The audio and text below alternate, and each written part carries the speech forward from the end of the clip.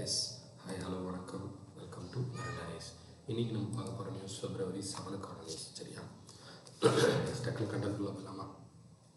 இன்றைக்கான first news என்னென்னா, Gurugram base பண்ண Indian institute of corporate affairs, like வந்து எப்படி ஐஐடி இருக்கும் அந்த மாதிரி Indian institute of corporate affairs அப்படின்ற ஒரு இன்ஸ்டியூட் இருக்குது. இவங்க டெல்லியை பேஸ் பண்ண carbon market association of India இவங்களும் டைப் பண்ணுறாங்க. யார் யார்? இந்தியன் இன்ஸ்டியூட் ஆஃப் கார்ப்பரேட் அஃபேர்ஸும் carbon market association of India அப்படின்றவங்க. எதுக்காக சார் இவங்க ரெண்டு பேரும் டைப் பண்ணிக்கிறாங்க அப்படின்னா, லைக் வந்து இந்தியாவில் கார்பன் மார்க்கெட் இருக்குல்ல, லைக் கார்ப்பரேட் கம்பெனிஸ் இருப்பாங்க, அவங்க கார்பன் நிறைய ரிலீஸ் பண்ணுற கம்பெனிஸாக இருக்கலாம், சில கம்பெனிஸ் வந்து என்விரான்மெண்ட்டுக்கு ரொம்ப நல்லது பண்ணுற கம்பெனிஸாக இருக்கலாம். சரிங்களா, இந்த மாதிரி கம்பெனிஸ் எல்லாத்துக்குமே இவங்களோட எதுக்காக டைப் பண்ண நேற்று வந்து பார்த்தா தெரியுமா, இந்தியன் ஓவர்சீஸ் பேங்க் வந்து கார்பன் அக்கௌண்டிங் ஃபினான்ஷியலோட ஒரு மெம்பர் ஆணிச்சு. இந்த கார்பன் அக்கௌண்டிங் ஃபினான்ஸ் 2015 வச்சு இதுக்கு மாதிரி இந்தியன் ஓவர்சீஸ் பேங்க் பண்ணுற விஷயங்கள் வந்து இந்த கார்பன் ரெடியூஸ் பண்ணுறதுக்கான முக்கியத்துவமாக இருக்கும். அதே கண்டென்ட் தான். என்ன அந்த இடத்துல ரெண்டு பேர் வேறு, இந்த இடத்துல ரெண்டு பேர் வேறு. யார் யார்?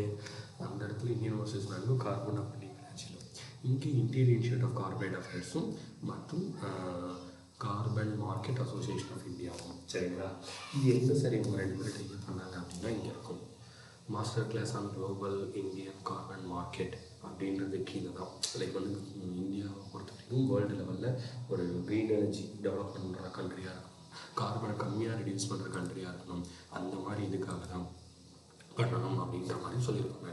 இது வந்து எதனால் சார் இந்த டைப் நடக்குதுன்னா, இப்போது இந்தியன் கிளைமேட் வீக் அப்படின்னு ஒரு வீக் வரப்போகுது. February 3 February 7 வரைக்கும் என்ன வீக்? Indian climate week.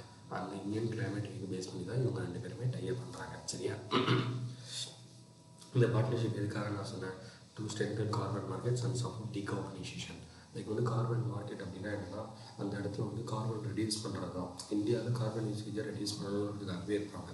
ஓகேவா, அதை ஸ்ட்ரென்தனிங் பண்ணுறதுக்காக. சரி, இவங்க ரெண்டு பேரும் டைப் பண்ணிட்டாங்க, கார்பனை குறைக்க போகிறான்னு சொல்லிட்டாங்க. எந்தெந்த மாதிரிலாம் குறைப்பாங்க அப்படின்னா, ட்ரைனிங் ப்ரோக்ராம்ஸ் வச்சு, ஜாயிண்ட் ரிசர்ச் வச்சு, ஒர்க் ஷீட் கொண்டு கான்ஃபரன்ஸ் வச்சு, புது பாலிசி கொண்டு வந்து, இந்த மாதிரி இது எல்லாமே. புரிஞ்சிச்சா? அவ்வளோதான். கண்டென்ட்டும் சரி, இதில் கான்செப்டும் சரி, ரொம்ப கம்மி தான், ரொம்ப முக்கியமான நியூஸ் தான். என்ன அப்படின்னா, இந்தியன் இன்ஸ்டியூட் ஆஃப் கார்ப்பரேட் அஃபேர்ஸும் இந்தியன் கார்பன் மார்க்கெட் அசோசியேஷனும் டைப் பண்ணுறாங்க. சரியா, எதுக்காக? டீகார்பனைசேஷன் நடத்தணும் அப்படின்றதுக்காக. இந்த ஈவெண்ட்டில் முக்கியமாக யார் வரா அப்படின்னா, ministry of road and transport இவங்க வராங்க. நிதின் கட்காரி. ஏதாவது சார் சம்மந்தமே இல்லாமல் இவங்க வராங்க அப்படின்னு இருக்கக்கூடாது. சம்மந்தமே இல்லாத இடத்துல சம்மந்தமே இல்லாமல் தான் நம்மளோட ஆட்கள் வேலை. சரியா, எஸ் ஓகே, அவ்வளோதான் நியூஸ். சரியா, Indian institute of corporate affairs இதோட சிஓ யார் அப்படின்னா அஜய் பூஷன் பாண்டே. குருகிராம் ஹரியானா 2008 உருவாக்கப்பட்டது. அதேமாதிரி கார்பன் மார்க்கெட் அசோசியேஷன் ஆஃப் இந்தியான்றது ஒரு நான் ப்ராஃபிட் இண்டஸ்ட்ரி. இவங்க முழுக்க India transition to net zero. ஓகேவா, நெட் ஜீரோ எட்டணும் அப்படின்றதுக்காக இருக்கிறவங்க. சரியா, இவங்க வந்து 2021 தான் ஆரம்பித்தாங்க. மனிஷ் டப்காரா. ஓகேவா, நியூ டெல்லியை பேஸ் பண்ணுது. ஞாபகம் இருக்கா? புரிஞ்சிச்சா? எல்லாருக்குமே கிளியராக இல்லை. என்னது? Indian institute of corporate affairs carbon market association of இந்தியாவோட டைப் பண்ணுறாங்க. எஸ், செகண்ட் நியூஸ் என்ன அப்படின்னா, லைக் வந்து நமக்கு தெரியும் ரூரல் டெவலப்மெண்ட். ஓகேவா, இதோட யூனியன் மினிஸ்டர் ரூரல்னால் கிராமப்புறங்கள் சிவராஜ் சிங். ஓகேவா, இதுக்கு முன்னாடி ஒன்று பார்த்தோம். என்ன அப்படின்னா, பஞ்சாயத்துக்கு ராஜ் அப்படின்னு ஒன்று பார்த்தோம், ராஜா அப்படின்னு சொல்லி ஒன்று பார்த்தோம். இது ஒரு குரூப் படித்தோம் தெரியுமா, பஞ்சாயத்து இன்னொன்று. அதேமாதிரி ரூரல் டெவலப்மெண்ட் அப்படின்னா சிவராஜ். ஓகேவா, வெறும் ராஜா இருந்தால் பஞ்சாயத்து, சிவராஜா இருந்தால் ரூரல் டெவலப்மெண்ட்டு. இவங்க என்ன பண்ணுறாங்க அப்படின்னா, வாட்டர் ஷெட் யாத்ரா அப்படின்னு வந்து கொண்டு வர போகிறாங்க. இது என்ன சார் வாட்டர் ஷெட் யாத்ரானா வந்து இந்த ஊர் லைக் வந்து ரோட்டில் நடந்து போகிறது தானே யாத்ரா பண்ணுறாங்க அப்படின்னு சொல்லுவாங்க தெரியுமா, அந்த மாதிரி இங்கே இருக்கும். இந்த வாட்டர் ஷெட் யாத்ரா 60 நாள்லேருந்து 90 நாள் நடக்கும்போது கிட்டத்தட்ட 26 ஸ்டேட்ஸை கவர் பண்ண போகிறாங்க. இந்த வாட்டர் ஷெட் யாத்திராவில் அப்படி என்ன சார் நடக்கும் அப்படின்னா, ஒரு வேன் எடுத்துக்குவாங்க. சரியா, என்ன பண்ணுவாங்க, ஒரு வேன் எடுத்துக்கிட்டு ஊராக அந்த வேன் போய் அந்த ஊரில் லைக் வந்து வாட்டர் ஷெட் இரிகேஷனுக்காக பாதுகாக்கிறதுக்கு என்னென்ன இனிஷியேட்டிவ் இருக்கா, ஏரி குளம் எதனா வீடாக போய் கிடக்கா, அதெல்லாம் அதை வந்து ரீவெம்ப் பண்ணணும். லைக் வந்து தண்ணியை சேகரிக்கிற இடம் வந்து ரொம்ப ரொம்ப முக்கியம் அப்படின்றதுக்காக இந்த இனிஷியேட்டிவ் கொண்டு வருது. இது எந்த மிஷன் கீழே கொண்டு வராங்க அப்படின்னா, watershed development component of Pradhan Mantri Krishi Sinchai Yojana. இந்த ஸ்கீம் ஞாபகம் வச்சுக்கோங்க. இந்த பிரதான் மந்திரி கிருஷி சிஞ்சாய் யோஜனா 2015 இந்தியாவில் உள்ள வாட்டர் ஷெட்ஸை டெவலப் பண்ணணுன்றதுக்காக கொண்டு வந்தது. இங்கே இருக்கு பாருங்க. Improve water use efficiency and expand the area of land can be cultivated with assured irrigation. இதுதான் இதோட இந்த பிரதான் மந்திரி கிருஷி சிஞ்சாய் யோஜனாவோட இதுவே முதல் கடப்பணியே. அதில் வாட்டர் ஷெட்டை டெவலப் பண்ணுறோன்ற ஒரு கீழே தான் இந்த வாட்டர் ஷெட் யாத்திராவை நம்ம சிவராஜ் சிங்சாரம் நடத்துகிறாங்க. சரியா? அதான் சொல்லியிருப்பாங்க. கிட்டத்தட்ட 800 கிராம பஞ்சாயத்து. இது வந்து அந்த கவர்மெண்ட் மட்டும் இல்லை, மக்களும் சேர்ந்து. இது வந்து என்ன தெரியுமா?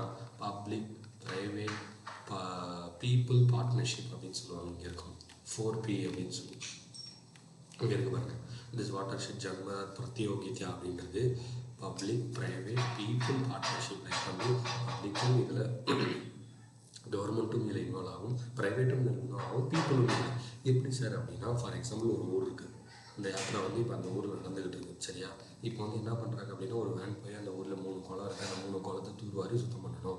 ஸோ தட் அந்த ஊரில் வந்து இரிகேஷன் டெவலப்மெண்ட் ஆகும், வாட்டர் ஷெட் டெவலப்மெண்ட் ஆகும் அப்படின்னு சொல்கிறாங்க. சரியா? இப்போ கவர்மெண்ட் இதுக்காக ஒரு இனிஷியேட்டிவ் எடுக்கும்.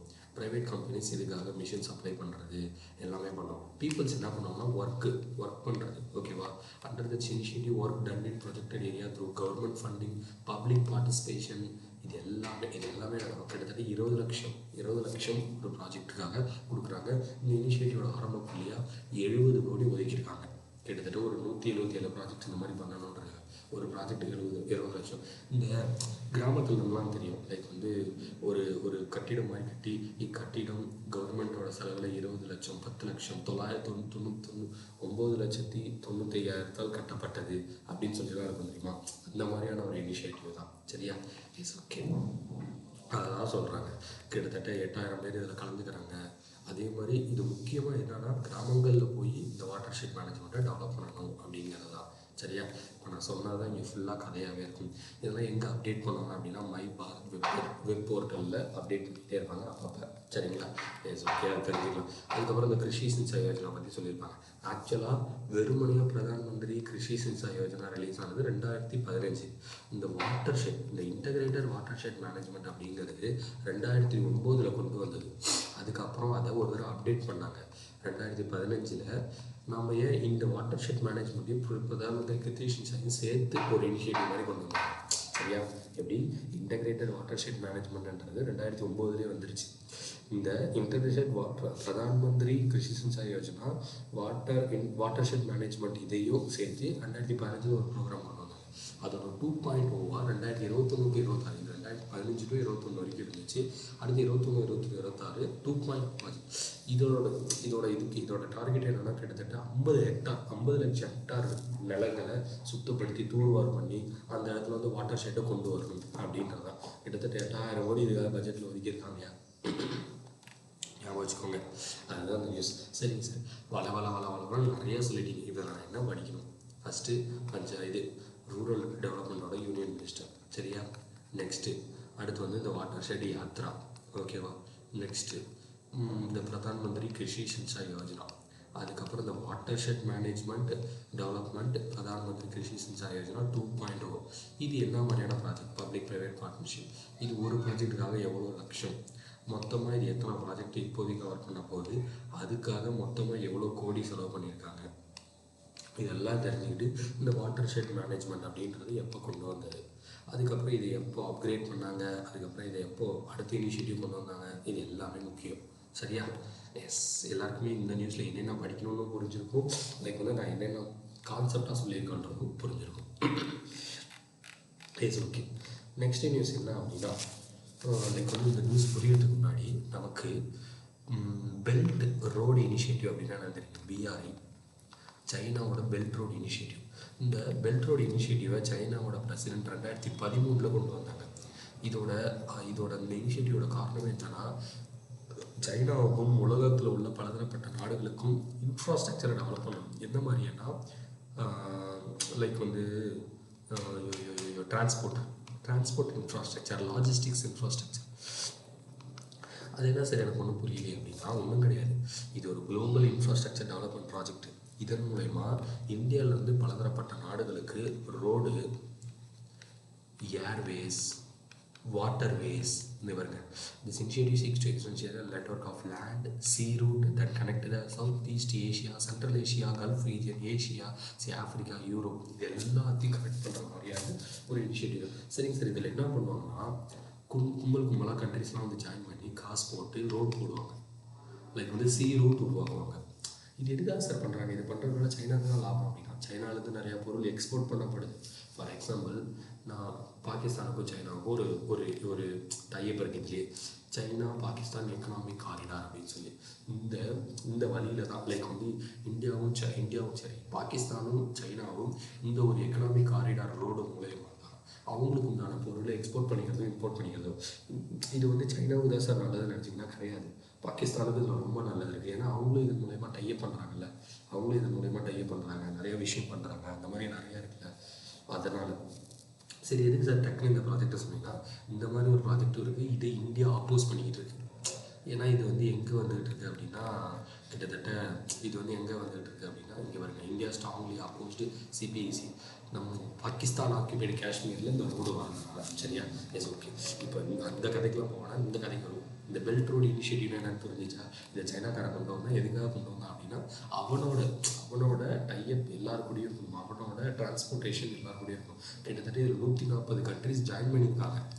இது வந்து டெவலப் பண்ணணுன்றதுக்காகவே. ஓகேவா? இது 140 கண்ட்ரிஸ் ஜாயின் பண்ணியிருக்காங்க. ஆரம்ப புள்ளியாக ஃப்ளாக்ஷிப் ப்ராஜெக்ட்னா ஆரம்ப புள்ளின்னு சொல்லுவாங்க. ஆரம்ப புள்ளி சைனாவும் பாகிஸ்தானும் தான் இந்த எக்கனாமிக் காரிடார் போட்டுச்சு. $60 பில்லியன் செலவு பண்ணி குவாடார் போர்ட்டில் இருந்து. சரியா? 3000 கிலோமீட்டருக்கு இந்த எக்கனாமிக் காரிடார். எக்கனாமிக் காரிடார்னா என்ன சொல்லலாம்? ஒரு ரோடு இல்லை ஒரு சி ரூட், அதுதான். சரியா?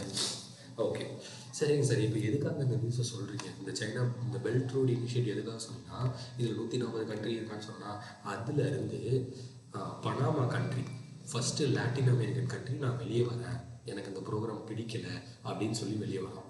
இது யார் அறிவிக்கிறாங்கன்னா, அந்த பனாமோட பிரசிடென்ட் ஜோஷ் ரவுல் அப்படின்றவங்க தான் அறிவிக்கிறாங்க. சரிங்க சார், ஏன் இவங்க வெளியே வர, இவங்க எப்போ இதில் ஜாயின் பண்ணாங்க அப்படின்னா 2017. ஏன் வெளியே வந்தாங்கன்னா, யுஎஸ்ஏவோட செக்ரட்டரி அந்த நாட்டுக்கு போய் ஏதோ பேச்சுவார்த்தை நடத்தியிருக்காரு. அதுக்கப்புறம் அதே மாதிரி பனாமாவும் இந்த பெல்ட் ரோடு இனிஷியேட்டிவ்னால நிறைய ப்ரெஷர், நிறைய கிரிட்டிசிசம் ஃபேஸ் பண்ணுது. அதனால என்ன பண்ணிட்டாங்க அப்படின்னா, பனாமா வந்து இதுலேருந்து வெளியே வந்துட்டாங்க. புரிஞ்சிச்சா? அவ்வளோதான், கதை முடிஞ்சிச்சு. ஃபஸ்ட்டு பெல்ட் ரோடு இனிஷியேட்டிவ்னா என்ன, அது எப்போ ஆரம்பிச்சிச்சு, அதோட இது என்னது, இப்போ அதில் எத்தனை கண்ட்ரிஸ் இருக்காங்க, இதோட ஆரம்ப புள்ளி என்ன, அதுக்கப்புறம் இப்போ இதிலேருந்து யார் வெளியே வந்திருக்காங்க. இதே மாதிரியே இவங்க 2017 சொன்னாங்க பனாமா. ஓகேவா? இதே மாதிரி இட்டாலியும் 2023 இதுலேருந்து வெளியே வந்துருச்சு. சரியா? அடுத்த நியூஸ், யுனிசெஃப் அப்படின்ற ஆர்கனைசேஷன், குழந்தைகளுக்காகவே இருக்க யுனைடெட் நேஷன் சில்ட்ரன்ஸ் ஃபண்டு. ஓகேவா? குழந்தைகளுக்காகவே இருக்க இந்த யுனிசெஃப் அப்படின்றவங்களும் world health organisation collaborating centre அப்படின்றவங்களும், இவங்க 2 பேரும் யார்? யுனிசெஃப் அப்படின்றவங்களும் வேர்ல்டு ஹெல்த் ஆர்கனைசேஷன் ஹூ கொலாபரேட்டிங் சென்டர் HUCC, அதாவது யுனிசெஃப்பும் HUCCயும் எதுக்காகனா, லைக் வந்து இவங்க 2 பேரும் சேர்ந்து என்ன பண்ணுறாங்கன்னா, ஒரு பிளான் கொண்டு வராங்க. என்ன பிளான் அப்படின்னா, ஆக்சிடென்ட்டால் இழக்கிற உயிரிழப்புகளை, ஆக்சிடென்ட்டால் உயிர் போகிற உயிரிழப்புகளை கம்மி பண்ணணும் அப்படின்றதுக்காக நம்ம ஒரு ப்ரிவென்ஷன் சேஃப்டி கொண்டு வரணும் அப்படின்றதுக்காக ஒரு டைப் பண்ணுறாங்க. சரியா? இது எந்த இடத்துல சார் பண்ணுறாங்க அப்படின்னா, இந்தியாவில் உள்ள நிம்ஹான்ஸ் அப்படின்ற இன்ஸ்டியூட். யார்? யுனிசெஃப்பும் வேர்ல்டு ஹெல்த் ஆர்கனைசேஷன் கொலாபரேட்டிங் சென்டரும் டைப் பண்ணுறாங்க. எதுக்காக டைப் பண்ணுறாங்க? ரோடு ஆக்சிடென்ட்ஸை தடுக்கணுன்றதுக்காக, ரோடு ஆக்சிடென்ட்ஸில் நடக்கிற உயிரிழப்பை தடுக்கணுன்றதுக்காக. எந்த இடத்துல டைப் பண்ணுறாங்க? நிம்ஹான்ஸ் அப்படின்ற இடத்துல. புரிஞ்சிச்சா? S, okay. என்ன சார் பண்ணுறாங்க அப்படின்னா, இவங்க 2 பேரும் சேர்ந்து லைக் வந்து கிட்டத்தட்ட என்ன சொல்கிறாங்கன்னா, குழந்தைகள் இதில் நிறையா சாகுறாங்க. கிட்டத்தட்ட 10% மேலே ரோட்டில் சாகுறவங்க, ரோட் கிராஷில் இந்தியாவில் சாகுறவங்க. ஏன் இது நிம்ஹான்ஸ்ன்ற இடத்துல பண்ணுறாங்க தெரியுமா? முக்கியமாக இது இந்தியாவில் தான் அதிகமாக நடக்குதுன்றாங்க. கிட்டத்தட்ட குழந்தைகள் 10% மேலே இறக்குறாங்க. அதுவும் 18 வயசு கீழே உள்ள குழந்தைகள் தான் அதிகமாக இறக்குறாங்க. இதெல்லாம் தடுக்கணும், இதெல்லாம் தடுக்கணுன்றதுக்காக ஒரு இனிஷியேட்டிவ் கொண்டு வரணுன்றதுக்காக அந்த டைம். அதே மாதிரி இந்தியாவில் ஐசியூ ஃபெசிலிட்டிஸ் உள்ள ஹாஸ்பிட்டலே 20% தான் இருக்குது. அதையும் டெவலப் பண்ணணும். இந்த நிம்ஹான்ஸ்ன்றது எதுக்காக அப்படின்னா, லைக் வந்து நார்த் பெங்களூரில் இருக்குது. இந்த மாதிரி ஐசியூ யூனிட்ஸை டெவலப் பண்ணணுன்றதுக்காகவே நிறையா விஷயங்களை பண்ணிகிட்டு இருக்காங்க. சரியா? கிட்டத்தட்ட 5 மில்லியன் குழந்தைங்க வந்து நிறைய இன்ஜுரிஸ் ஆகிறாங்க, நிறையா குழந்தைகள் வந்து இறக்குறாங்க அப்படின்றதெல்லாம் இந்த ரிப்போர்ட் மாதிரி சொல்லியிருப்பாங்க. நமக்கு முக்கியம் யார் யாரை டைப் பண்ணால், எந்த இடத்துல டைப் பண்ணாங்க, எதுக்காக டைப் பண்ணாங்க. சரியா? எஸ். அடுத்த நியூஸ் என்ன அப்படின்னா, பர்மனண்ட் மிஷன் ஆஃப் இந்தியா அப்படின்னு ஒன்று இருக்குது. யுனைடெட் நேஷன் லைக் வந்து இந்தியா மூலயமா யுனைடெட் நேஷனோட கனெக்ட் ஆகிருக்கிறது இந்த பர்மனண்ட் மிஷன் ஆஃப் இந்தியா தான். இந்தியா சார்பாக யுனைடெட் நேஷனில் போய் பேசுகிறதோ எல்லாமே பண்ணுறது இந்த பர்மனண்ட் மிஷன் ஆஃப் இந்தியா தான். சரியா? இப்போது நியூயார்க்கில் ஒன்று இருக்குது. என்னன்னா இந்த யுனைடெட் நேஷன் ஹானர் ரோல் அப்படின்னு சொல்லி, ஓகேவா, லைக் வந்து உங்களுக்கு மரியாதை கொடுக்குற மாதிரி. எதுக்காக சார் இந்த யுனைடெட் நேஷன் ஹானர் ரோல் இந்தியாவுக்காக அனௌன்ஸ் பண்ணுறாங்க. இங்கே இருக்கும் announced India has once again been featured in united nation honour roll அப்படின்னு சொல்லி 35 பேரில் இந்தியாவும் ஒன்று அப்படின்னு. எதுக்காகனா வருஷம் யுனைடெட் நேஷன்ன்றது என்னது, எல்லா நாடுகளும் ஒன்றிணைந்த ஒரு ஆர்கனைசேஷன். வருஷம் நம்ம அவங்களுக்கு காசு கொடுக்கணும், ஓகேவா. பட் லைக் வந்து இந்தியா சார்பாக ஒரு காசு வந்து அவங்களுக்கு போயிருக்கும். ஏன்னா அதை வந்து அவங்க உலகத்தோட நன்மைக்காக பயன்படுத்துவாங்க. அந்த மாதிரி வருஷம் கொடுக்கறதுல இந்த வருஷமும் நம்ம கரெக்டாக கான்ட்ரிபியூட் பண்ணிட்டோம்.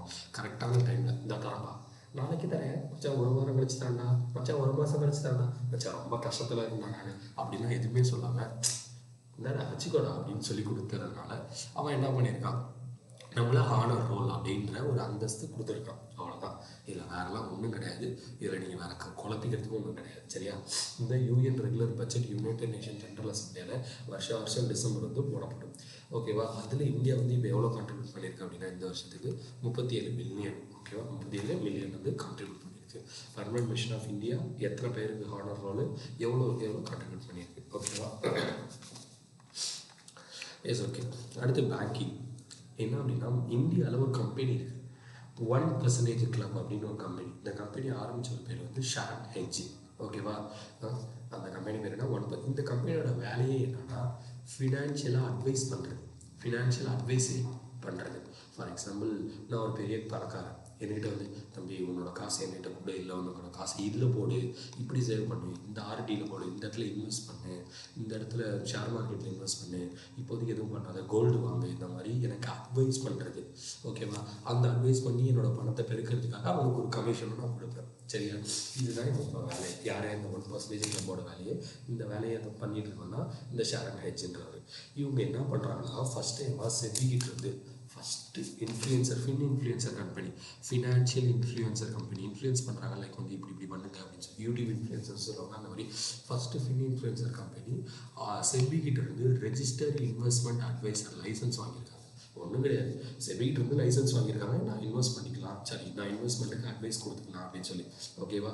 ஃபஸ்ட் டைமாக ஒரு ஃபினான்ஷியல் இன்ஃப்ளூயன்சர் இந்த சர்டிஃபிகேட் வாங்க, இந்த லைசன்ஸ் வாங்க, இதுதான் ஃபஸ்ட் டைம். செபிக்கிட்டே போய் அப்போ எல்லோரும் என்ன பண்ணுவாங்கன்னா, இவன்கிட்ட நம்பி வந்து அட்வைஸ் கேட்டு இவன் சொல்கிற இடத்துல பணத்தை இன்வெஸ்ட் பண்ணுவாங்க. அவ்வளோதான். ஒரு எப்படி இருங்க.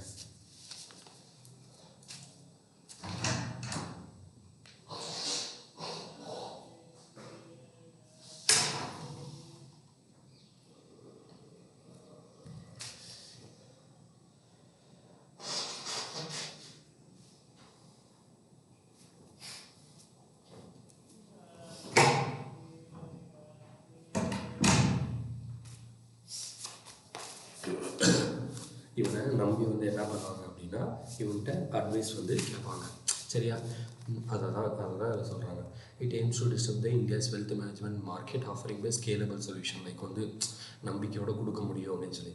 இந்த 1% கிளப் அப்படிங்கிறது இப்போ வந்து இவனோட வேலையே ஃபினான்ஷியல் பிளானிங் சர்வீஸ் கொடுக்குறது தான். சரியா? அதுக்கப்புறம் வந்து இப்போதைக்கு இவன் எவ்வளோ அசட்டை மேனேஜ் பண்ணிக்கிட்டு இருக்கான் அப்படின்னா 750 கோடிக்கு இவனை நம்பி இவன் சொல்கிற இடத்துல போடுறாங்க. ஓகேவா? இவன் அசட் அண்டர் அட்வைஸரி, இவன் அட்வைஸில் அசட் போயிட்டுருக்கு அப்படின்றது. கிட்டத்தட்ட இந்த லைசன்ஸை சும்மா ஒன்றும் செபி இவங்களுக்கு கொடுத்துடல. இவங்களை 6 மாதம் தொடர்ந்து எவாலுவேட் பண்ணி இவன் கரெக்டாக தான் பண்ணுறானா, இவங்க அட்வைஸ் இருந்தால் கரெக்டாக கொடுக்குறானா, இதுவும் அதிகமாக காசு பிடிக்காமல் கரெக்டான காசு பிடிங்கிட்டு இந்த மாதிரி அட்வைஸ் பண்ணுறானா, இந்த மாதிரி விஷயம் எல்லாமே பண்ணியிருப்பாங்க. சரியா? இந்த 1% வந்து இப்போதைக்கு 40 நம்பர் தான் இருக்காங்க. இதை இன்னும் பயங்கர விரிவுபடுத்த போகிறேன் அப்படின்றது இந்த 1% கிளப்பு சொல்லியிருப்பாங்க. அவ்வளோதான். மற்ற இது ஒன்றும் இல்லை, ஒரு லைக் வந்து மணி ஸ்கூல் அப்படின்ற ஒரு ஒர்க் ஷாப் நடத்தி இப்படிலாம் இன்வெஸ்ட் பண்ணணுன்ற ஒரு ஃப்ரீ மெத்தட்ஸ் மாதிரி சொல்லிக் கொடுக்குறாங்க. சரியா? எஸ், அதான் சொல்லியிருப்பாங்க. இதே மாதிரி இந்த இன்ஃப்ளூயன்சர் லைசன்ஸ் வாங்கணும் அப்படின்னா, இன்ஃப்ளூயன்சர் லைசன்ஸ் வாங்கணும், ரெஜிஸ்டர்டு இன்வெஸ்ட்மெண்ட் அட்வைசர் லைசன்ஸ் வாங்கணும் அப்படின்னா அது ஒரு கம்பெனியாக இருக்கணும், இல்லை லிமிடெட் லைபிலிட்டி பார்ட்னர்ஷிப் உள்ள கம்பெனியாக இருக்கணும். அது என்ன சார் அது என்ன சார் லிமிடெட் லைபிள் பார்ட்னர்ஷிப் அப்படின்னா ஒன்றும் கிடையாது. இது வந்து அந்த கம்பெனி வந்து ப்ரொப்ரைட்டர்ஷிப்பாக இருக்கக்கூடாது, ஒருத்தவங்களால ரன் ஆகிற கம்பெனியாக இருக்கக்கூடாது. அட்லீஸ்ட் 2-3 பேருக்கு மேனேஜர் இருக்கணும், அது ஒரு கம்பெனியாக இருக்கணும். குவாலிஃபிகேஷன் அதில் இருக்கிற டேரக்டர் கண்டிப்பாக டிகிரியாச்சும் படிச்சிருக்கணும். அதில் வேறு யார் இருக்கணும், சீஃப் சார்ட்டர்டு ஃபினான்ஷியல் அனாலிஸ்டிஸ் யாராச்சும் ஒருத்தர் இருக்கணும், எம்பிஏ படித்தவங்க யாராச்சும் ஒருத்தர் இருக்கணும். இந்த மாதிரியான இதெல்லாம் இருக்குது. இதெல்லாம் இருந்தால் தான் லைக் வந்து செபி வந்து இந்த லைசன்ஸை கொடுக்கும். அதேமாதிரி சர்டிஃபிகேஷன், இந்தந்த சர்டிஃபிகேஷன் ப்ரோக்ராம் இந்தந்த எக்ஸாமில் கிளியர் பண்ணி சர்டிஃபிகேஷன் வாங்கி வச்சுருக்கணும் அப்படின்றத சொல்லி வாங்கியிருக்கும். Certification individually provides advisory service முடிச்சால் பாஸ் இந்த நேஷனல் இன்ஸ்டியூட் ஆஃப் செக்யூரிட்டிஸ் மார்க்கெட்டோட இந்த இது முடிச்சிருக்கணும். அதேமாதிரி அட்லீஸ்ட் 25 லட்சமாச்சும் நெட்ஒர்க் வச்சுருக்கணும். சரியா கிட்டத்தட்ட இந்தியாவில் மொத்தம் எவ்வளோ ஆர்ஐஏஸ் இருக்காங்க அப்படின்னா 1300 பேர் இருக்காங்க. 1300 ரெஜிஸ்டர் இன்வெஸ்ட்மெண்ட் அட்வைசரிஸ். இவன் அதில் ஒரு ஃபின் இன்ஃப்ளூயன்சர் அட்வைசரி. ஓகேவா? Is okay. 1% of share and hedge Mumbai Maharashtra 2022 open பண்ண கம்பெனி. புரிஞ்சிச்சா? இது என்னன்னு புரிஞ்சிச்சு எல்லாருக்குமே? அடுத்து NaBFID, national bank of finance infrastructure development. உங்களுக்கான ஃபஸ்ட்டு கேள்வி நீங்கள் என்ன அப்படின்னா, இந்த நஃபீடை வச்சு இதுக்கு முன்னாடி ஒரு கனெக்டிங் நியூஸ் படித்தோம். அந்த நஃபீடை வச்சு நான் கனெக்டிங் நியூஸ் என்னன்னு சொல்லுங்க பார்ப்போம். நஃபீடை வச்சு ஒரு கனெக்டிங் நியூஸ் படித்தோம். அந்த நஃபீடை வச்சு கனெக்டிங் நியூஸ் என்னன்னு சொல்லுங்க பார்ப்போம். நேற்று போட்ட வீடியோ ஐயோ பயங்கர வயசாச்சு, ஒரு மணி நேரத்தில் உங்களுக்கும் போயிடுச்சு.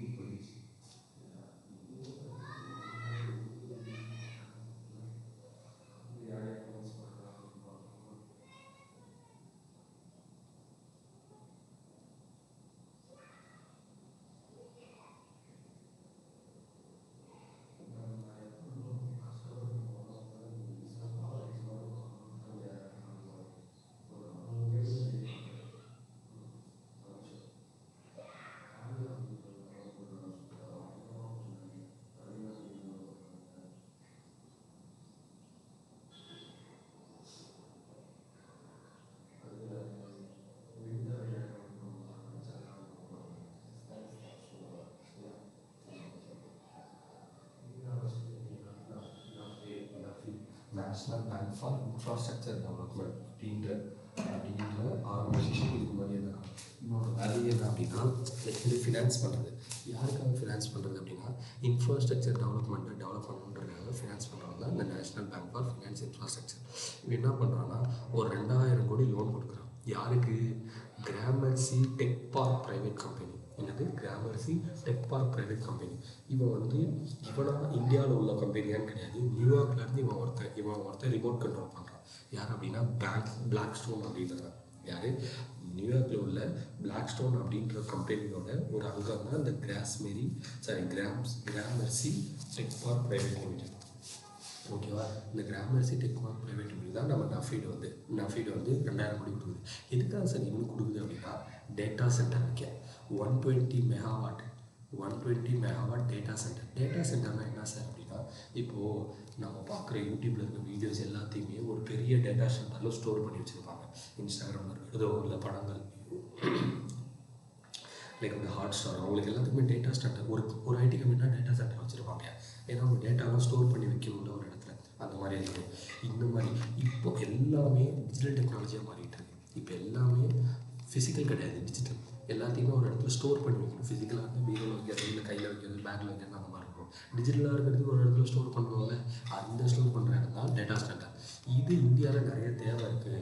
கிட்டத்தட்ட டேட்டா சென்டர் இந்தியாவில் இருக்கணும். அது கவர்மெண்ட்டை பேஸ் பண்ணதாக இருக்கட்டும், தனியார் பேஸ் பண்ணதாக இருக்கட்டும், மக்களுக்காக இருக்கட்டும், எல்லாத்துக்குமே ரொம்ப தேவைப்படுதுன்றதுக்காக அதை டெவலப் பண்ணுறதுக்காக தான் அந்த நஃபீடு வந்து 2000 கோடி கொடுத்துருக்கு. ஏன்னா இப்போ இருக்க இன்ஃப்ராஸ்ட்ரக்சர் டிமாண்டே டேட்டா சென்டர் தான். ஏன்னா இன்னைக்கு வந்து டேட்டா சென்டர் எல்லாத்துக்குமே ஒரு ஆரம்ப புள்ளியே, அதை ஸ்டோர் பண்ணணும். ஓகேவா? இந்த இன்வெஸ்ட்மெண்ட் ப்ராஜெக்ட் டேட்டா சென்டர் இப்போதைக்கு எப்படி இருந்தால், டெப்ட் டு ஈக்விட்டி ரேஷியோ அப்படின்னா என்ன சார் அப்படின்னா ஒன்றும் கிடையாது. ஃபார் எக்ஸாம்பிள், நான் தான் ஒரு கம்பெனி. ஓகேவா? என்னோடய கம்பெனியோட ஒர்த்து 100 கோடி. ஓகேவா? எனக்கு யாராச்சும் 1000 கோடி கடன் கொடுப்பாங்களா? என்னோடய கம்பெனியோட ஒர்த்து 100 கோடினா அதுதான் என்னோட ஈக்விட்டி. டெப்ட் அப்படின்னா எனக்கு 1000 கோடி அடைச்சிடணும் கிடையாது. நான் ஒரு 100 கோடி என்னோட நெட்ஒர்க் அப்படின்னா ஒரு 20 கோடி என்னை நம்பி கொடுப்பான். ஏன்னா அவன் வந்து அந்த மாதிரி இதுக்கு பேர் தான் டெப்ட் டு ஈக்விட்டி ரேஷியோ. இந்த மாதிரி டேட்டா சென்டர் ப்ராஜெக்ட்லாம் 80:20 கொடுக்குறாங்க. லைக் வந்து அவனோட நெட்ஒர்த்து அவனோட ஈக்விட்டி 20% இருந்தால் கூட போதும், அவனுக்கு 80% கொடுக்குறோம். ஏன்னா இப்போ அதோட தேவை பயங்கரமாக இருக்குது. இப்போ அதோட தேவை டேட்டா சென்டர்ன்றது அதெல்லாம் கண்டிப்பாக தேவைப்படக்கூடிய ஒன்று. சரியா? ஃபார் எக்ஸாம்பிள், ஒரு ஹோட்டலே இல்லாத ஒரு ஊரில், ஒரு பெரிய சிட்டியில் ஒரு ஹோட்டல் வச்சோம்னா எப்படி? அந்த ஹோட்டலோட ஒர்த்து 10 ரூபாயாக இருந்தாலும் அந்த ஹோட்டலை நம்பி 1000 ரூபா பணம் இருக்கும். ஏன்னா அது தேவை, அது அத்தியாவசியம். யாரும் சுற்றி யாருமே இல்லை அப்படின்ற மாதிரி. சரியா? Yes, okay. அதே மாதிரி வேறு என்ன சொல்லுன்னா, ரேட்டிங் ஏஜென்சி, மும்பை பேஸ் பண்ண ரேட்டிங் ஏஜென்சின்னு சொல்கிறாங்க. கிட்டத்தட்ட 55,000 கோடியிலேருந்து 60,000 கோடி இன்வெஸ்ட் பண்ணி ஆகணும் இந்த டேட்டா சென்டரில். ஏன்னா ரொம்ப ரொம்ப முக்கியம் அப்படின்னு சொல்லி சொல்கிறாங்க. அவ்வளோதான். புரிஞ்சுக்கிட்டு அந்த நியூஸு ஃபீடு என்ன பண்ணுறாங்க, ஒரு 2,000 கோடி எடுத்துகிட்டு வந்து இந்த கிரேம் மெர்சி அப்படின்ற கம்பெனி கொடுக்குறாங்க. எதுக்குன்னா 120 மெகாவாட் டேட்டா சென்டர் வைக்கிறதுக்காக. சரியா? ஈவன் நியூயார்க் பேஸ் பண்ண கம்பெனியோட ஒரு அங்கம் தான். அதேமாதிரி நான் ஃபீடு என்ன பண்ணியிருக்கேன் அப்படின்னா, ஒரு 5,000 கோடி 15 இயர்ஸ் பாண்டு மூலயமா காசை ஜென்ரேட் பண்ணியிருக்கேன். லைக் வந்து எனக்கு வந்து காசு வேணும்னா நான் ஃபீடு நான் என்ன பண்ணுறேன், 15 வருஷம் பாண்ட் ரிலீஸ் பண்ணுற ஒரு பேப்பர் கொடுக்குறேன். அந்த பேப்பரை வாங்கிக்கிறவங்களுக்குலாம் நான் 7.25% இன்ட்ரெஸ்ட் கொடுப்பேன். 100 ரூபா வாங்கினியா, சரி 1 கோடி வாங்கினியா, 1 கோடியே 70 லட்சம் நீ என்கிட்ட வச்சு 1 கோடியே 7 லட்சம் நீ திருப்பி ரிட்டர்ன் கட்டுக்கலாம் அப்படின்னு சொல்லி சொல்கிற மாதிரி. ஓகேவா? 5,000 கோடி பாண்டு மாதிரி. அதே மாதிரி பவர் ஃபினான்ஸ் கார்பரேஷனும் இந்த மாதிரி ரீசெண்டாக 3,450 கோடி பாண்டு மூலயமா ஜென்ரேட் பண்ணியிருக்காங்க. சரியா? எஸ், இது ரொம்ப முக்கியமான ஆர்கனைசேஷன். பப்ளிக் ஃபினான்ஸ் இன்ஸ்டியூஷன் கீழே மினிஸ்டர் ஆஃப் கார்பரேட் அஃபேர்ஸ் கீழே உருவாக்கின கம்பெனி. மும்பை மகாராஷ்டிரா 2023 கேவி காமந்த் அப்படின்றவங்க தான் இதோட சேர்மன். அடுத்து என்ன அப்படின்னா, கனடா லைக் வந்து என்ன அப்படின்னா, பீகான் அப்படின்ற ஒரு கம்பெனி, கனடாவில் உள்ள கம்பெனி. இவன் யாருன்னா ஒரு ஃபின்டெக் கம்பெனி. இவன் என்ன பண்ணுறான் அப்படின்னா, இந்தியாவில் என்ன பண்ணுறான் அப்படின்னா, இந்தியாவில் லைக் வந்து இப்போ நான் லைக் வந்து என்ன அப்படின்னா, இங்கே இருக்கும் is launch India bill pay, a service allow non-resident Indian to pay bill directly in India using Canadian dollar through their Beacon money account. என்ன அப்படின்னா, இப்போ நான் வந்து கனடாவில் போயிட்டு ட்ரேட் பண்ணுறேன். ஓகேவா? நான் கனடாவில் போயிட்டு டூரிசம் பண்ணுறேன், இல்லை நான் கனடாவில் ட்ரேட் பண்ணுறவன், இல்லை நான் கொஞ்ச நாள் தங்கிட்டு வருவேன், இல்லை அங்கேயே பாதி செட்டில் ஆனவன், இல்லை அங்கேயே வேலை பார்க்குறவன். நான் திடீர்னு இந்தியா வந்திருக்கணும், இல்லை நான் இந்தியாவில் இருக்கிறேன், நான் எல்லாம் பண்ணுறேன். நான் இந்தியாவிலேருந்து கனடாவுக்கு பே பண்ணிக்கலாம் இந்தியன் மணிலேயே. கனடாவுக்கு அது எப்படி சார், கனடியன் டாலரில் தானே பே பண்ணோம் அப்படின்னா, இந்த பீகான் மணி ஆப் மூலயமா நான் என்ன பண்ணிக்கலாம், டேரெக்டாக என்னோடய பில்ஸை, கனடாவில் தரக்கூடிய பில்ஸை, இல்லை அங்கே தர வேண்டிய காசை இங்கேருந்து என்ன பண்ணிக்கலாம் அப்படின்னா இந்த பீகான் மணி அக்கௌண்ட் மூலயமா நான் பே பண்ணிக்கலாம். கனடியன் டாலர்ஸ் யூஸ் பண்ணிக்கலாம். இந்த பீகான் மணி அக்கௌண்ட் நமக்கு கொடுக்கும். அதுதான் இவங்க பண்ணுறாங்க. இவங்க யாரோட டைப் பண்ணுறாங்க அப்படின்னா, பாரத் பில் பே பேமெண்ட் சிஸ்டமோட தான் டைப் பண்ணுறாங்க. இதுக்கு பார்ட்னருக்கு பேங்காக இருக்கிறது யாருன்னா எஸ் பேங்க். எஸ் பேங்க் தான் யார் பார்ட்னராக இருக்குது, இந்த பீகானோட பார்ட்னராக இருக்கிறது யாருன்னா எஸ் பேங்க் பார்ட்னர் பண்ணி இந்த பில் பே. லைக் வந்து நான் கனடாவில் பே பண்ண பில்லுக்கு இந்த பீகான் ஆப் மூலயமா நான் என்ன பண்ணிக்கலாம், இந்தியாவிலேருந்து அதோட பில்லை பே பண்ணிக்கலாம் அப்படின்னு சொல்கிறாங்க. ஃபஸ்ட் டைமாக ஒரு நார்த் அமெரிக்கன் கம்பெனி இந்த பாரத் பில் பேவோட டைப் பண்ணுறது இப்போ தான். இதுக்கு முன்னாடி சிங்கப்பூர் பார்த்துருப்போம். அதேமாதிரி இது இந்த அரப் நேஷன்ஸ்லாம் வந்து டைப் பண்ணி பார்த்துருக்கோம், அந்த சவுதி அரேபியாலாம். ஃபஸ்ட் டைமாக ஒரு நார்த் அமெரிக்கன் கம்பெனி இது பண்ணுறாங்க. சரியா? இந்த ப்ராசஸ் மூலயமா ருப்பி டிராயிங் அரேஞ்ச்மெண்ட் இதெல்லாம் யார் லைக் வந்து இப்போ நான் ருப்பியில் தான் சார் பே பண்ணுறேன். லைக் வந்து இது வந்து கனடியன் டாலர் யார் பண்ணுறா அப்படின்னா இந்த பீகான். இதை லைக் வந்து இதை ஓகே செக்யூராக சிம்லெஸ்ஸாக பண்ணி கொடுக்குறது யார் அப்படின்னா, இதை ரெகுலேட் பண்ண யாருன்னா ஆர்பிஐ தான். கரெக்டாக இங்கேருந்து அமௌண்ட்டை ருப்பியில் போதா, இது அங்கே ட்ரான்ஸ்ஃபர் ஆகுதா. இதனால் பீகானுக்கு என்ன கிடைக்கும் அப்படின்னா பிஸ்னஸ். திஸ் இஸ் பிஸ்னஸ் அப்படிம்பாங்க தெரியுமா, அந்த மாதிரி திஸ் இஸ் பிஸ்னஸ். சரியா? கிட்டத்தட்ட 21,000 இந்தியன் பில்லர்ஸ் இருக்காங்க யார் பே பண்ணுறதுக்கு, loans, school fees, hospital charge, trading இதெல்லாம் பண்ணுறதுக்காக. சரியா? அதே மாதிரி இதில் 100% கேஒய்சி மெயின்டைன் பண்ணதுக்கப்புறம் தான் 10 நிமிஷத்தில் 100% கேஒய்சியை ஃபில் பண்ணிடலாம் அப்படின்ற சொல்லி. கேஒய்சினா ஒன்றும் கிடையாது, இவங்க தான் கஸ்டமராக இவங்களுக்கு இந்த சர்வீசஸை கொடுக்கலாமா, ஓகே எடுத்துக்கோ அப்படின்னு சொல்லி. சரியா? கனடாவை பேஸ் பண்ண பீகான் அப்படின்றவன் இந்தியாவில் உள்ள பாரத் பில் பேவோட டைப் பண்ணுறான். எதுக்காக, என்ஆர்ஐஸ் அவங்க பில்ஸை பே பண்ணிக்கிறதுக்காக. ஓகேவா? எடுத்து இது நேத்தியே பார்த்த நியூஸ் தான். என்ன அப்படின்னா, டிஜிட்டல் பேமெண்ட் இண்டெக்ஸ் சொன்னமா, ஏன்னா வந்து இந்தியாவில் வந்து டிஜிட்டல் பேமெண்ட் இன்ஃப்ராஸ்ட்ரக்சரை எவ்வளோ அதிகம் யூஸ் பண்ண ஆரம்பிச்சிருக்கோம். லைக் வந்து அதை வச்சு இண்டெக்ஸ்னால் என்ன சார் அப்படின்னா, அதை வச்சு ஒரு மார்க் கொடுப்பாங்க. ஓகேவா? அதை வச்சு ஓவரால் மார்க். ஃபார் எக்ஸாம்பிள் நம்ம ஸ்கூலில் 1, 5th, 6th, 7th படிக்கும்போது நம்ம 5 சப்ஜெக்ட் இருக்கும். 5 சப்ஜெக்ட்டு 7 சப்ஜெக்ட்டு இதில் ஓவரால் மார்க் வச்சு நமக்கு ரேங்கிங் கொடுப்பாங்க தெரியுமா. ஃபஸ்ட் ரேங்க் அந்த மாதிரி ஒரு ரேங்கிங் தான் இந்த டிஜிட்டல் பேமெண்ட்ஸ் இண்டெக்ஸ். ஓகேவா, அது இன்க்ரீஸ் ஆகிருக்கு. போன வருஷத்தில் 445.5 இருந்தது, இப்போ 465 அவ்வளோ பர்சன்டேஜ் இன்க்ரீஸ் ஆகிருக்கு. கிட்டத்தட்ட 11% இயர் ஆன் இயர் நம்ம இன்க்ரீஸ் பண்ணிகிட்டே இருந்தோம் நம்மளோட ரேங்கிங்கை அப்படின்றது. இதுக்கெல்லாம் காரணம் என்ன சார் அப்படின்னா, இது வந்து ஆர்பிஐ வந்து 2021 பண்ணிக்கிட்டு இருக்கு. எதை பேஸ் பண்ணி 2018 டிஜிட்டல் டேட்டா பேஸ் பண்ணி இதுதான் சார் இது பண்ணதுனா இதை வந்து காமிக்கலாம் வெளிநாடுகளுக்கு. இதுக்கு வந்து எங்களோட டிஜிட்டல் பேமெண்ட் இண்டெக்ஸை பார்த்தியா, நாங்கள் எவ்வளோ டிஜிட்டல் பேமெண்ட் இண்டெக்ஸ் யூஸ் பண்ணுறோம் பார்த்தியா அப்படின்னு சொல்லி. ஓகேவா, இதோட பேராமீட்டரே 5 விஷயத்தை பேஸ் பண்ணி தான் இங்கே இருக்கும். 5 விஷயம்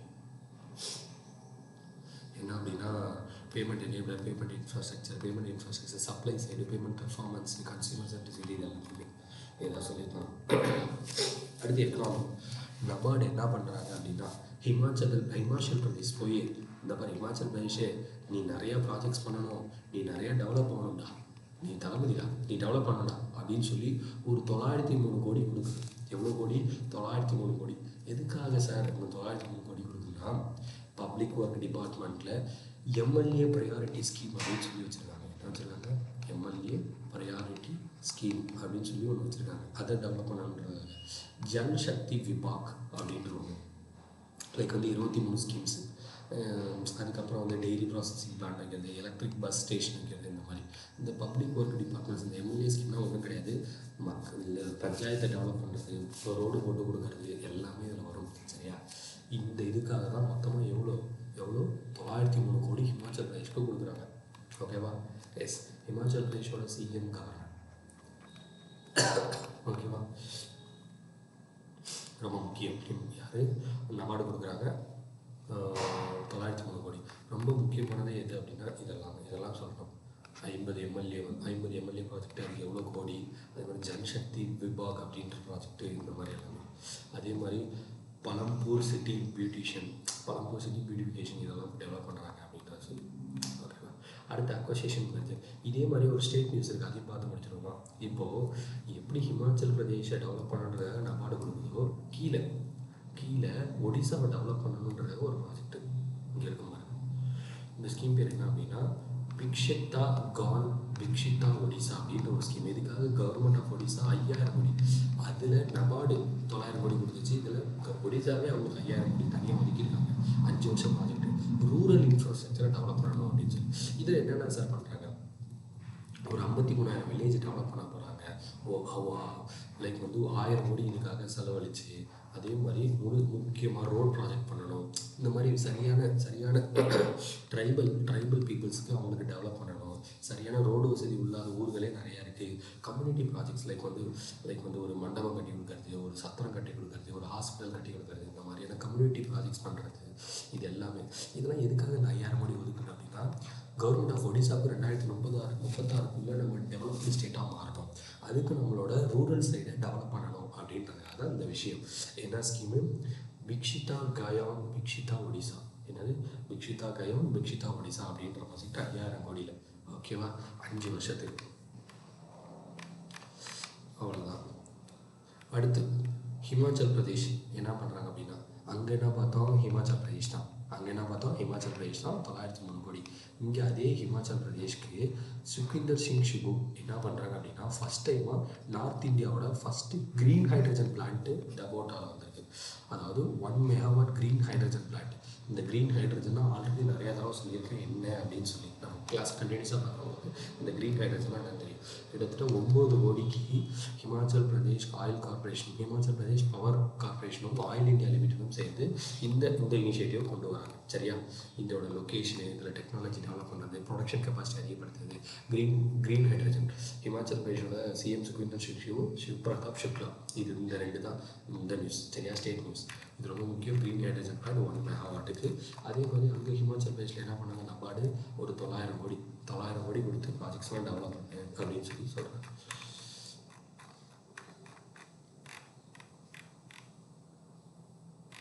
ஓகேவா, அடுத்து அக்வசியேஷன் அப்படின்னா என்னென்னா, ஆர்பிஐ அக்வசியேஷனை அப்ரூவ் பண்ணுது. எனக்கு புரியல சார், எப்பயுமே இந்த சிசிஐ தானே அப்ரூவ் பண்ணும், இங்கே ஆர்பிஐ வரலாம். நல்லா கேட்டுருவாங்க.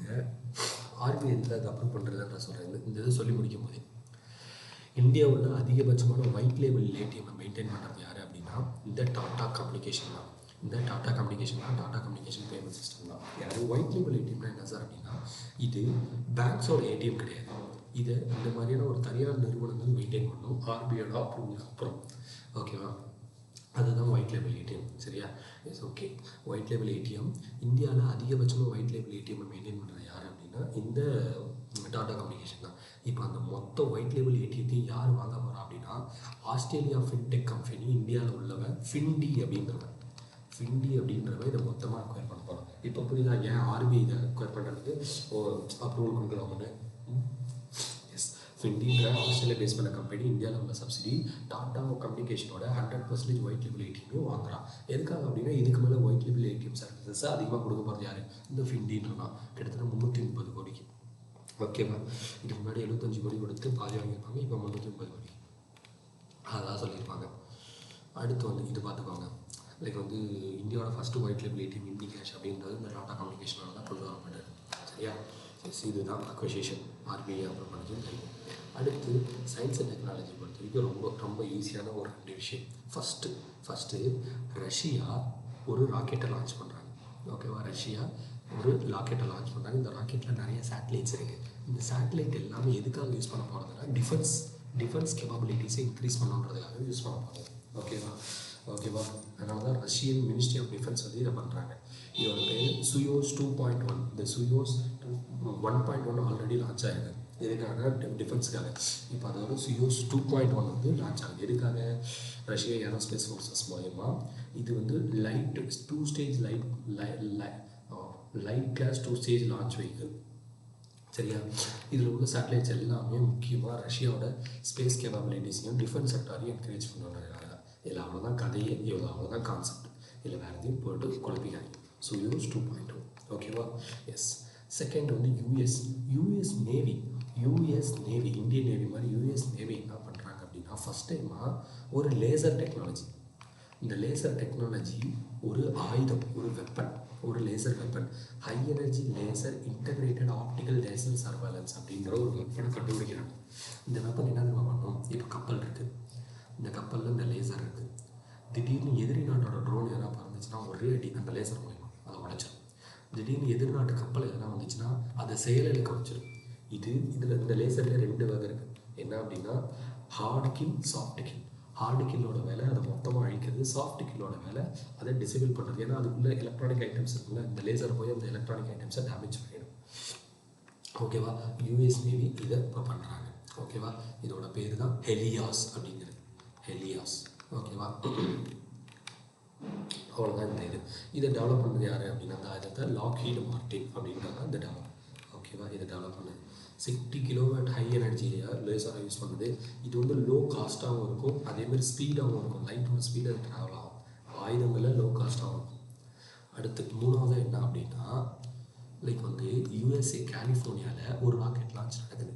ஃபஸ்ட் டைமாக எந்த ஃபியூயலும் ராக்கெட் ஃபியூயலும் இல்லாமல் கைனட்டிக் எனர்ஜி மூலமா எலக்ட்ரிக் பவர் கைனட்டிக் எனர்ஜி அப்படின்னா என்ன சார் அப்படின்னா ஃபார் எக்ஸாம்பிள் இப்போது இது சிண்டுவில் கான்செப்ட். சரியா, இது எக்ஸாக்டாக சிண்டுவில் கான்செப்ட் கிடையாது, நான் உங்களுக்கு கனெக்ட் பண்ணுறேன்.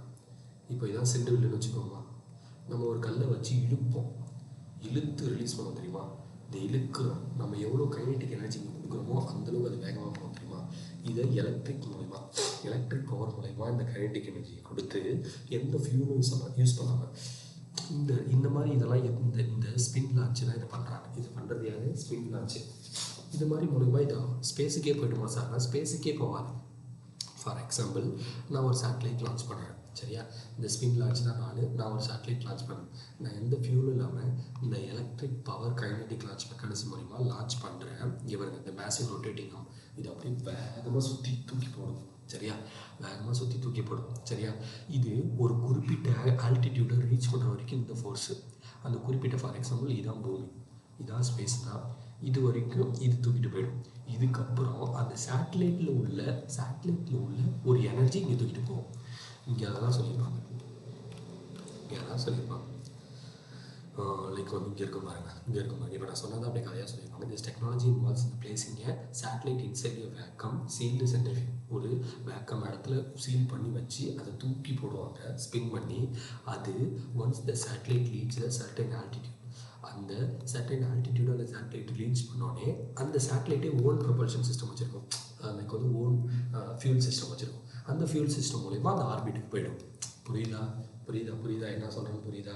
இதை யூஎஸ்ஏக்காரன் பண்ணுறான், கலிஃபோர்னியாவில் ஸ்பின் லான்ச் அப்படின்றது.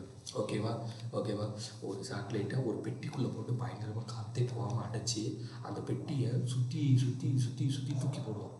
தூக்கி போட்டு அது ஒரு குறிப்பிட்ட தூரம் வரைக்கும் அதோட ஃபோர்ஸில் போய்ட்டு அதுக்கப்புறம் அந்த சேட்டலைட்டில் உள்ள த்ரஸ்டர் மூலயமா அது லோ ஆர்பிட்டுக்கு போயிடும். இது யூஸ் பண்ணுறதுனால என்ன சார் அப்படின்னா, லோ ஆர்பிட்டுக்கு அனுப்புகிற சேட்டலைட்ஸ்க்கும் நம்ம ஃபியூலை யூஸ் பண்ண வேணாம், இந்த மாதிரி டெக்னாலஜி யூஸ் பண்ணலாம். இது வந்து எக்கோ ஃப்ரெண்ட்லியாக இருக்கும், லைக் வந்து காஸ்ட் எஃபெக்டிவாக இருக்கும் அப்படின்றதுலாம் சொல்லியிருப்பாங்க. சரியா? எஸ் ஆமாம். ரஷ்யா ஒன்று அனுப்புகிறோம், அதுக்கப்புறம் யூஎஸோட ஒரு ஆயுதம், அடுத்து யூஎஸோட ஒரு சேட்டலைட். அடுத்து எப்படி ஐபிஎல் இந்தியன் ப்ரீமியர் லீக் கிரிக்கெட்டுக்காகவும் ஹாக்கி இந்தியா லீக் வருஷம் கிட்டத்தட்ட 2013 இது வருஷம் நடந்துகிட்டு இருந்துச்சு. 2017 இதை நிறுத்திட்டாங்க. ஓகேவா, 5 எடிஷன் நடந்து இதை நிறுத்திட்டாங்க. அதுக்கப்புறம் 2024 இப்போ மறுபடியும் அதோட இது நடந்துச்சு. ஓகேவா, 6வது எடிஷன் ஹாக்கி லீக். லைக் வந்து இந்த ஹாக்கி லீக்கில் உள்நாட்டு பிளேயர்ஸும் விளையாடுவாங்க, வெளிநாட்டு பிளேயர்ஸும் விளையாடுவாங்க. இதில் வந்து ஒரு 8 டீமாக பிரித்து 10 டீமாக பிரித்தோம். லைக் வந்து லீக் மாதிரி நடந்து ஃபைனல்ஸ். இப்போ அந்த ஹாக்கி லீக் யார் ஜெயிச்சா அப்படின்னா, ஷார்ஜி ராஜ் பெங்கால் டைகர்ஸ் அப்படின்ற டீம் தான் ஜெயிச்சாங்க. யாரை தோக்கடிச்சு? ஹைதராபாத் டூஃபான்ஸை தோக்கடிச்சு. சரியா? எஸ் ஒடிசாவில் நடந்தது. அதான் சொல்லியிருப்பாங்க. இந்த ஷார்ஜி ராஜ் பெங்கால் டைகரோட கேப்டன் யாருன்னா ருபேந்திர பால். இது ஜெயிச்சவங்களுக்கு 3 கோடி, தோற்றவங்களுக்கு 2 கோடி. சரியா? எஸ் அதான் சொல்லியிருக்கோம். இங்கே இருக்கும். இதோட ஃபஸ்ட் எடிஷன் 2013 நடந்திருக்கும். அதுக்கப்புறம் 2017 வரைக்கும் நடந்துகிட்டு இருந்துச்சு. அதுக்கப்புறம் அதை நிறுத்தி வச்சிட்டாங்க. திருப்பி 2024 இதோட 6th எடிஷன் நடந்துச்சு. அதே மாதிரி உமன்ஸுக்கும் நடந்துச்சு போன வருஷம். அந்த உமன்ஸில் ஒடிசா வாரியர்ஸ் ஜெயிச்சாங்க. ஃபஸ்ட் எடிஷன் போன வருஷம் நடந்துச்சு. அதில் ஜெயிச்சது யார் அப்படின்னா ஒடிசா வாரியர்ஸ். ஓகேவா? இது நடத்துறதெல்லாம் யாருன்னா ஹாக்கி இந்தியா அப்படின்ற ஆர்கனைசேஷன். 2009 நியூ டெல்லி, திலீப் குமார் டிக்கி. அடுத்து ஒரு ரொமானியா டென்னிஸ் பிளேயர், ரொமானியா சைமனா ஹேலப், இவங்க உமன் பிளேயர். இவங்க அவங்களோட ரிட்டையர்மெண்ட்டை அறிவிச்சிருக்காங்க. கிட்டத்தட்ட 2017 வேர்ல்டு நம்பர் 1 டென்னிஸ் பிளேயராக இருந்தவங்க அவங்களோட ரிட்டையர்மெண்ட்டை அறிவிச்சிருக்காங்க. அதே மாதிரி important is international day of zero tolerance female genital mutilation. Like வந்து இது நீங்கள் வாசிக்கல, உங்களுக்கே தெரியும். லைக் வந்து இன்னமும் ஒரு சில சடங்கு சம்பிரதாயம்லாம் சொல்லி விமன்ஸை வந்து ரொம்ப கொடுமைப்படுத்துறதுலாம் இருக்குது.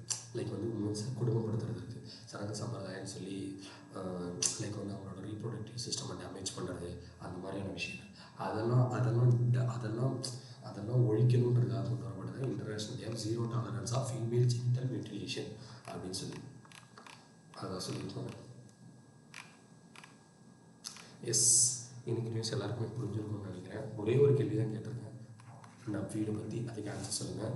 கண்டினியூஸாக பாருங்கள். இதே மாதிரி இப்போ கொடுத்துருக்கீங்க பார்த்தீங்களா, அதே மாதிரி உங்கள் ஆதரவை தொடர்ந்து கொடுத்துட்டு இருங்க. என்றைக்கு நான் மொத்தமாக டவுன் ஆகி நிறுத்துறனோ அப்படியே முடிச்சுக்கலாம். சரியா? Thank you to all. இன்னொரு இதில் பார்ப்போம். சரியா? வீடியோ பிடிச்சிருந்தா லைக் பண்ணுங்கள், கமெண்ட் செக்ஷன்